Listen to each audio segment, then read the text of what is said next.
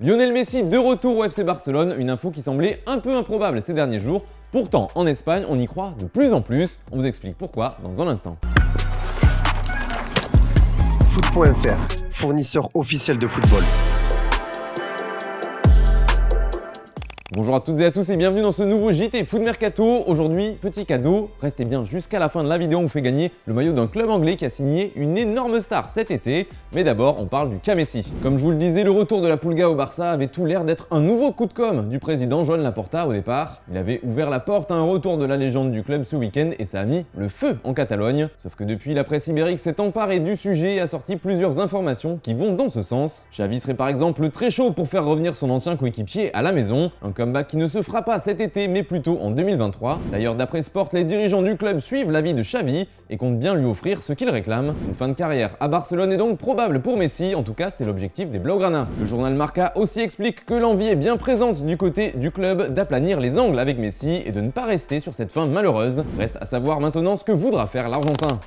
Du côté de l'Allemagne, le Borussia Dortmund s'active en coulisses pour trouver un remplaçant à Sébastien Haller. On vous en parlait hier dans le JT. D'ailleurs, Sébastien Kehl, ancien joueur aujourd'hui dirigeant au club, a donné des nouvelles de l'international ivoirien et elles sont bonnes. L'opération s'est très bien déroulée, il est sur la bonne voie, il était super stable et incroyablement positif. Pour l'instant, impossible de savoir quand et s'il pourra vite ou pas revenir sur les terrains. C'est pourquoi le BVB cherche toujours un attaquant pour la saison à venir. Et d'après nos informations, le club de la Ruhr a contacté Anthony Modeste, actuellement sous contrat pour encore une saison avec Cologne. L'ancien bordelais ne serait pas contre l'idée de rejoindre le Borussia, mais il n'est pas le seul nom qui a été évoqué comme piste offensive. En effet, Mauro Icardi ferait partie des joueurs suivis par le BVB. Toujours en Ligue 1, Dortmund pense aussi à Arkadiusz Milik. Et ce n'est pas tout, Edinson Cavani, Edin Dzeko, Christophe Piatek et John Cordoba sont également dans cette liste du club allemand.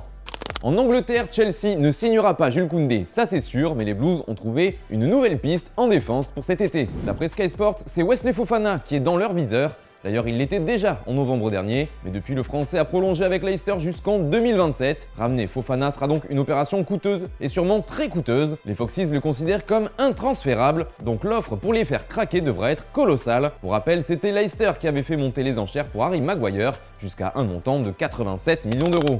Du côté de Marseille, c'est la clim sur le dossier Lazovic. Ça fait des jours que partout dans la presse, on parle d'une vente de Darko Lazovic à l'OM, mais Francesco Marocco, le directeur sportif du Hellas Vérone, a calmé tout le monde avec des récentes déclarations. Il faudrait comprendre qui l'a organisé et avec qui il s'est mis d'accord. La vérité dans ma culture, comme dans l'histoire, est toujours une et ne peut se raconter d'une autre manière. Le Hellas n'a jamais mis Lazovic sur le marché. Si l'opération a décollé, c'est quelqu'un qui a donné son aval en amont. Peut-être qu'un jour Darko racontera la vérité. Beaucoup de bluff ou pas, ça semble bien compliqué désormais de le faire venir pour les Phocéens. Avant les officiels, on vous offre la possibilité avec notre partenaire Foot.fr de remporter le tout nouveau maillot extérieur de Manchester City.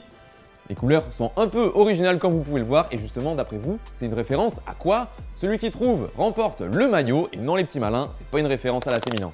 Et puis maintenant, c'est les officiels. Luis Suarez a retrouvé un nouveau club. Il retourne en Uruguay, lui qui était libre de tout contrat après l'Atlético. Il s'est engagé avec le Nacional Montevideo, son club formateur. Naples a enregistré l'arrivée du défenseur central sud-coréen Kim Min-jae en provenance de Fenerbahçe en échange d'un chèque d'environ 20 millions d'euros. Pour rappel, il était l'une des cibles prioritaires du Stade Rennais qui galère encore et toujours pour se renforcer en défense. Et pour finir, Gianluca Scamacca est parti à West Ham contre un transfert de 36 millions d'euros plus 6 millions de bonus. Il est lié aux Hammers jusqu'en 2027. Allez, on se quitte avec l'image du jour. Paulo Dybala a été présenté aux supporters de l'AS Roma ce mardi soir dans une ambiance de folie. Un accueil d'empereur clairement. Et devant les tifosi qui chantaient l'hymne du club, il a bien kiffé le moment. Ah ouais Dybala et bonne soirée à tous.